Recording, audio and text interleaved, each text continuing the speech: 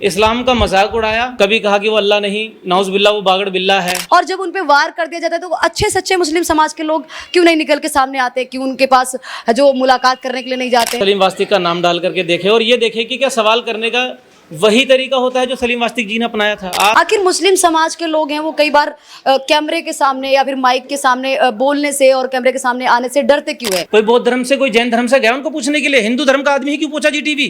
क्योंकि सलीम वास्तिक हिंदू था मैडम। नमस्कार, मैं अमनीसा पाल आप सभी का स्वागत करती हूं नेशनल न्यूज हिंदी में।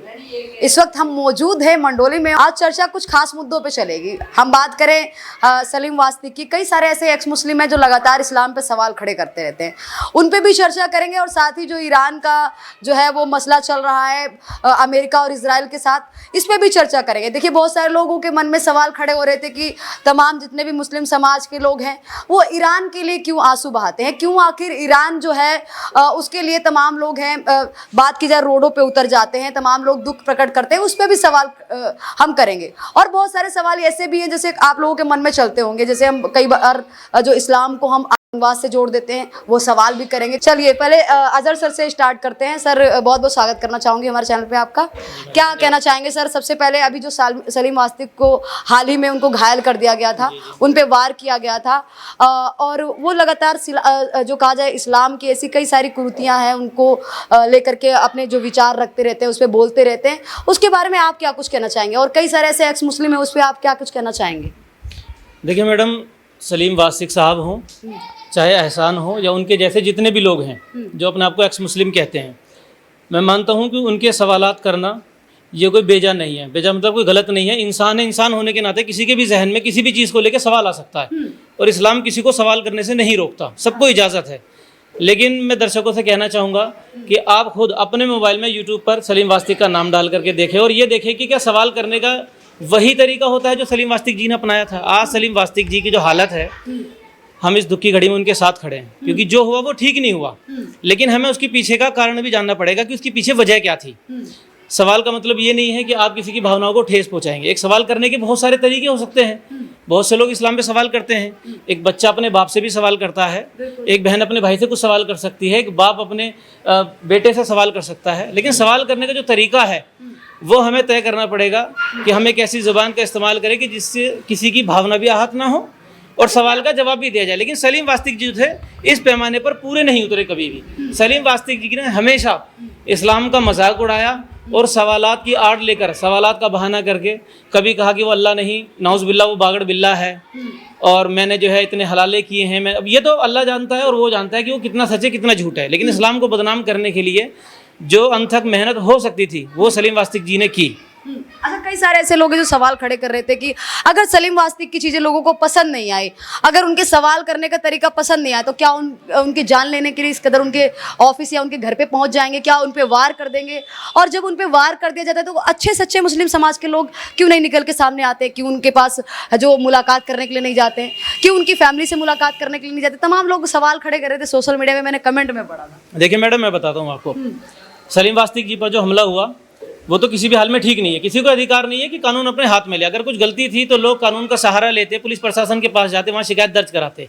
ये तो रही एक बात। दूसरी बात यह है कि जब सलीम वास्तिक जी पर हमला हुआ तो मुसलमान जो है उनके सपोर्ट में क्यों खड़े नहीं हुए?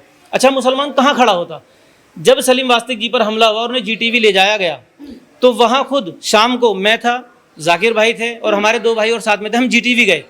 और इस नियत से गए कि सलीम वास्तिक से हमारा वैचारिक इख्तलाफ हो सकता है, वो अपनी जगह कायम है, लेकिन इंसान तो है, तो इस मुसीबत की घड़ी में हमें उनके साथ खड़ा होना चाहिए। लेकिन वहाँ जाकर के जब हमने देखा तो वहाँ माहौल कुछ और ही था। हमारी उम्मीद से ज़्यादा वहाँ पर माहौल गर्मा चुका था। जो हिंदू संगठन के लोग हैं जैसे कि हिंदू रक्षा दल, पिंकी चौधरी वो हो गए, इसी तरह इमरोज़ आलम है, एक्स मुस्लिम समीर है, ये सब लोग आए और जाकिर त्यागी साहब को देख करके, हाँ भाई तुम आ गए, तुम्हारी कौम ने मारा है। तो मुसलमान इस वजह से भी, हम तो हमदर्दी के लिए ही गए थे, इस वजह से खुल करके मुसलमान उनकी इयादत को यानी उन्हें देखने के लिए भी नहीं जा सका कि मैं जाऊंगा। उनको गलत ना बोल दिया जाए इसलिए डर लगता है जाने से इस तरीके के मामलों में। हाँ, कुछ हादसा ना हो जाए, किसी का कुछ नहीं पता। अगर 1000 आदमी की भीड़ खड़ी है, एक इंसान किसकी गारंटी ले सकता है? अपना वाला किसी की गारंटी नहीं है। और वैसे भी माशाल्लाह जाकिर भाई जो है ये तो अपनी वेशभूषा से पता चलता है कि एक मुसलमान आदमी है। तो इसीलिए ये जो सवाल है सलीम वास्तिक के और कई सारे जो एक्स मुस्लिम है, समीर की बात करें, हम बात करें इमरोज आलम की, वो लोग सवाल खड़े करते हैं। वो कहते हैं हमने उन्होंने इस्लाम को इसलिए छोड़ दिया क्योंकि इसमें जो है वो कहीं ना कहीं सुनी सुनाई बातों को ही अपना लिया जाता है, हलाला जैसी चीज़ें हैं, 3 तलाक जैसी चीज़ें हैं, महिलाओं को कहा जाए इसमें सम्मान नहीं दिया जाता है, महिलाओं को का अपमान किया जाता है, 4 शादियों जैसा कॉन्सेप्ट है। इस चीज़ को लेकर मैंने इस्लाम को छोड़ दिया। उनसे उनके ज़्यादातर सवाल मतलब यही होते हैं कि इन्हीं चीज़ों का हमारा कोई जवाब नहीं देता है और हम छोड़ देते हैं इस चीज़ को लेकर। देखिए मैडम, एक्स मुस्लिम समीर के जो सवाल हैं उसने नेशनल टेलीविज़न पर 5 सवालात रखे थे और कहा था कि अगर कोई भी मुसलमान मुझे इनके जवाब दे देता है तो मैं वापस से मुसलमान हो जाऊंगा। और लोगों ने वो 5 सवाल और उनके जवाबात इस्लाम की रोशनी में दिए भी। अब मैटर ये करता है कि सामने वाला इंसान उन्हें जवाब मानता भी है या नहीं मानता। अगर मैं अपने दिमाग में एक बात बिठा लूँ कि 2 और 2 मैं 5 मानूंगा और मैं दुनिया से कहने लगूँ कि आप साबित करके दिखाओ 2 और 2 4 होते हैं, और लास्ट में मेरी हठधर्मी यही है कि मैं मानूंगा नहीं, साबित कर लो, मैं मानने का ही नहीं, तो भाई नहीं मानेगा तो इसका कोई इलाज नहीं है। जो समीर के सवाल हैं, चाहे महिला के सम्मान को लेकर के हो, तलाक हो, हलाला हो, जितने भी हो, मुसलमान इस पर काम कर रहे हैं और हर चीज़ का जवाब मौजूद है। लेकिन अफसोस की बात तो यह है कि वो चीज़ें लोगों के बीच पहुंच नहीं पाती। अगर हमें हमारी बात रखने का मौका दिया जाए और एक हेल्थी डिस्कशन हो तो मैं चाहता हूँ कि चाहे सलीम भाई हों, वो ठीक होकर के जल्द हमारे बीच में आए, अल्लाह उनको हिदायत दे। दूसरे एक्स मुस्लिम समीर हों, जितने भी एक्स मुस्लिम हैं, मैं सबसे कहना चाहता हूँ कि कोई आए या ना आए, मैं ज़रूर आऊँगा, मैं अपनी गारंटी लेता हूँ, और इस्लाम पर बैठ करके हम बात करेंगे। मुझे जितना पता होगा मैं बता दूंगा, नहीं पता होगा तो मैं आपसे हाथ जोड़ के माफ़ी मांग के कह दूंगा कि मैं मालूम करके बताऊंगा, ना मैं आपसे लड़ूंगा ना मैं आपसे झगड़ूंगा। अच्छा, आपसे एक सवाल करना चाहूँगी, जो शायद आपसे कभी किसी ने किया होगा या नहीं किया होगा, मुझे नहीं पता। आखिर मुस्लिम समाज के लोग हैं वो कई बार कैमरे के सामने या फिर माइक के सामने बोलने से और कैमरे के सामने आने से डरते क्यों हैं? जैसे सलीम वास्तिक के सवालों का जवाब देने से क्यों डरते हैं, इमरोज़ आलम के सवालों का जवाब देने से क्यों डरते हैं, हलाला और 3 तलाक के जो सवाल हैं जो उनके मन में चलते रहते हैं और उसी पर डिबेट करते रहते हैं, वो सालों से करते आए हैं, इस पर मतलब बोलने से क्यों डरते हैं? जैसे कई सारे जो मौलाना हैं, कई सारे मुफ्ती हैं, कई सारे आप जैसे युवा हैं, वो बोलने से क्यों डरते हैं? मैडम, सबसे पहली बात है कि पत्रकारों की हेडलाइन की वजह से डरते हैं।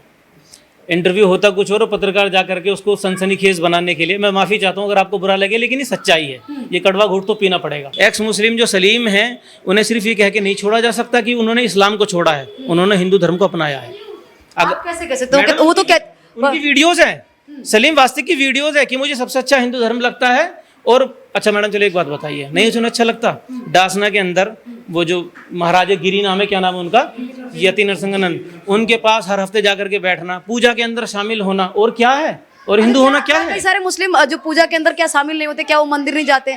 खुद मेरे साथ में कई सारे मतलब मैडम देखिए, जो लोग ऐसे मुस्लिम साथी रहे हैं जो मंदिर भी गए हैं, कई सारे कहा जाए पूजा पाठ में भी और ऐसे कार्यक्रमों में भी बैठते हैं, तो क्या इससे सिर्फ वो मतलब हिंदू में आ जाएंगे, फिर हिंदू धर्म कबूल कर लेंगे, फिर हिंदू कहलाएंगे? नहीं मैडम, अगर कोई अपनी जुबान से कह रहा है तो फिर तो उसे मानना ही पड़ेगा ना, उसके अलावा क्या है? सलीम वास्तिक ने कही है ये बात, क्योंकि मैंने वीडियो देखी तो मैं इसलिए बता रहा हूँ कि सलीम वास्तिक ने ये बात कही है कि वो खुद को हिंदू, हाँ ये बात अलग है कि वो अपने आप को एक्स मुस्लिम इसलिए कहता है क्योंकि दुकान भी तो चलानी है, पेट भी भरना है। अच्छा। हाँ, अगर ऐसा नहीं करेगा तो फिर भाई एक बात बताओ, एक हिंदू लड़का खड़ा हो और उठ करके इस्लाम पे सवाल उठाए तो दुनिया क्या टाल देगी कि इनका तो धर्म ही अलग है। तो जाहिर सी बात है, हर इंसान अपने धर्म को ऊंचा दिखाना चाहता है, सामने वालों को नीचे दिखाना चाहेगा, तो ये तो इसलिए सवाल कर रहा है। लेकिन जब एक नाम के साथ ये जुड़ जाएगा कि इस्लाम का बहुत बड़ा जानकार है, ये तो मस्जिद में इमाम था, ये तो मौलवी था, इसे तो इस्लाम की वाकई में जानकारी होगी, इसने इस्लाम छोड़ा, इसका मतलब इस्लाम के अंदर कुछ ना कुछ है, तो वो टैग अपने साथ लगा लिया कि एक्स मुस्लिम।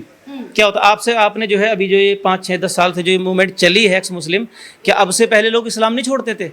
ये मूवमेंट किसने चलाई? ये नाम कहाँ से आया? ये नाम आया रोजी रोटी के लिए, अपने पेट भरने के लिए। लेकिन जो हमने सलीम वास्तिक से बात की है, कई सारे ऐसे एक्स मुस्लिम है, वो खुद कहते हैं कि भाई इंडिया में बाद में छोड़ा है, पहले ईरान, पाकिस्तान, अफगानिस्तान, इधर इस्लाम को छोड़ा गया। नहीं मैडम, कोई भी छोड़ सकता है। हमारे नबी सल्लल्लाहु अलैहि वसल्लम के जो चचा थे अबू तालिब, वो ईमान नहीं लाए। मैटर ये नहीं करता कि कौन इस्लाम पे चल रहा है, कौन इस्लाम छोड़ रहा है, लेकिन अगर छोड़ रहा है और उसके पास उसकी जायज़ वजह है, उसकी समझ के हिसाब से, हालांकि मैं तो समझता हूँ कि वो जो वजह उन्होंने बताई है, जो सवाल उन्होंने बताए हैं, वो इतने अहम नहीं है, उनके जवाब दिए भी जा चुके हैं। लेकिन अगर इंसान इस्लाम को छोड़ रहा है और उसकी वजह को कंगालना चाहता है और वाकई में चाहता है कि मैं सच्चाई तक पहुँचूँ, तो एक सच्चा इंसान अलग ही दिख जाता है कि हाँ वाकई से एक जुस्तजू है कि यार मुझे पता तो चले कि क्या सही है क्या गलत है। लेकिन उनके लहजे से मुझे आज तक कभी ऐसा नहीं लगा कि वाकई में उन्हें ये दिलचस्पी हो कि मैं इन सवालों के जवाब लूँ। उनकी दिलचस्पी है कि किसी भी तरह करके मजाक उड़ाया जाए, बदनाम किया जाए और हिंदू संगठनों का सहारा ले करके और अपनी रोटियां सेकी जाए। और ये हो रहा है मैडम। एक्स मुस्लिमों के साथ आज के टाइम में कौन खड़ा है? चोर की लाइन में खड़ा हुआ इंसान चोर कहलाता है ना। सलीम उनकी सुरक्षा के लिए खड़े हुए। एक सेकंड, पुलिस नहीं है सुरक्षा के लिए। अरे पुलिस होती तो फिर इनकी जो कहा जाए इनके ऊपर हमला कैसे हो जाता, इनकी क्या करने की कोशिश। तो आप ये मानते हैं कि पुलिस का फेलियर है, पुलिस अपना काम नहीं कर पा रही, आप मानते हैं? मैं आपसे पूछ रहा हूँ। तो पुलिस आपके पीछे भी नहीं घूम रही, हमारे पीछे भी नहीं। नहीं पूछ रहा हूँ, पुलिस को फेल मानती हैं आप? मतलब एनकाउंटर भी तो हो गया, जिन्होंने हमला किया था उन पे एनकाउंटर भी तो हो नहीं, एनकाउंटर तो हो गया, वो आपकी बात सारी ठीक है। आपने अभी कहा ना कि वो रक्षा करने के लिए, तो या तो इनकी सुरक्षा फेल हो गई। अगर रक्षा घेरा इतना ही कड़ा था तो सलीम वास्तिक पर तो हमला ही नहीं होना चाहिए था। कोई रक्षा नहीं है मैडम। और दूसरी बात यह है, जो मैंने अभी एक बात आपसे कही थी कि चोर की लाइन में खड़ा हुआ आदमी चोर ही कहलाएगा, उसके पीछे एक वजह है। सलीम वास्तिक पर जब हमला हुआ तो जीटीवी के अंदर कौन था मैडम? इस बात को देख के क्या समझने के लिए काफी नहीं है? यार सारे हिंदू संगठनों के लोग थे और बहुत सारे लोग साथ। अरे मैडम, कोई ईसाई गया पूछने, कोई बौद्ध धर्म से, कोई जैन धर्म से गया उनको पूछने के लिए? हिंदू धर्म का आदमी ही क्यों पूछा जीटीवी? क्योंकि सलीम वास्तिक हिंदू था मैडम। मैं सिर्फ एक नाम लेके बोल दूं, मान लो मिसाल के तौर पे मैं हनुमान जी के मजाक उड़ा लूं, किसी चीज को लेकर के, उनके शक्ल के आकार को लेकर के, या श्री राम जी के बारे में कुछ कहूं, और मैं हिंदुओं की कॉलोनी के बीच में रहूं, सुबह का सूरज नहीं देखूंगा मैडम मैं। और यही सच्चाई है। लेकिन सारा हिंदू नहीं, जो ये दल संगठन, ये हिंदू युवा वाहिनी, बजरंग दल, ये जो तमाम हैं, इन्होंने फिजा ही वो कायम कर दी। मुसलमानों के बीच में तो आदमी सुरक्षित है, 100% सुरक्षित है। सलीम वास्तिक कितने साल तक कैसे रहे मैडम?